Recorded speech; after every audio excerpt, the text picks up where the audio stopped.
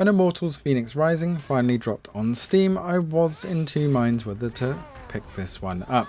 However, picking this up in the sale was one of the best things I could have ever done. This game is perfectly suited to the Steam Deck, and I can't believe how good this actually looks and runs.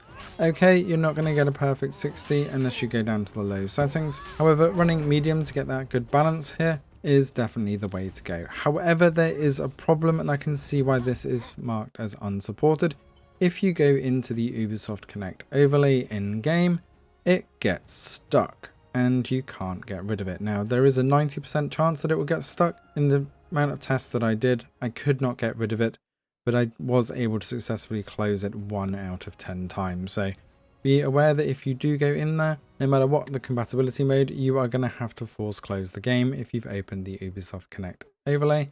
And the first time you play the game, there is an overlay up in the top right corner. Make sure before you get into the game that you open up that overlay and restart the game. Then you'll be good to go. Now, the story of this is questionable. The voiceover is actually very good, but the cutscenes can be quite long, so although they look absolutely fantastic, they can drag on for a bit.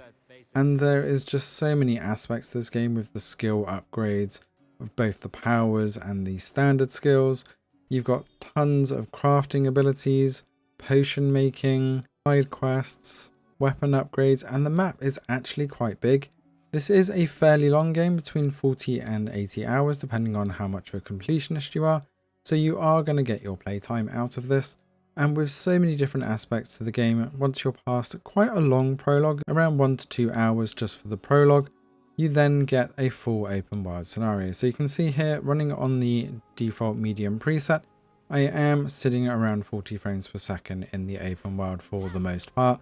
When you go into those challenge areas underground, you do tend to sit much more around the 60 and high 50s, but in the main world, medium settings is definitely, I think, the best way to play this, and keeping that around the 40 to 50 frames per second depending on the areas. You will get the very occasional dip with some loading into the 30s, but it doesn't really become that noticeable, and this game is just so graphical, it really just draws you in. So if you are looking for a fantastic game on Steam Deck for under £15, this is on sale for £12.50 at the moment, then this is definitely a great game for you to combine not only the open world running, the potion crafting, upgrade system, and some great combat mechanics thrown in as well.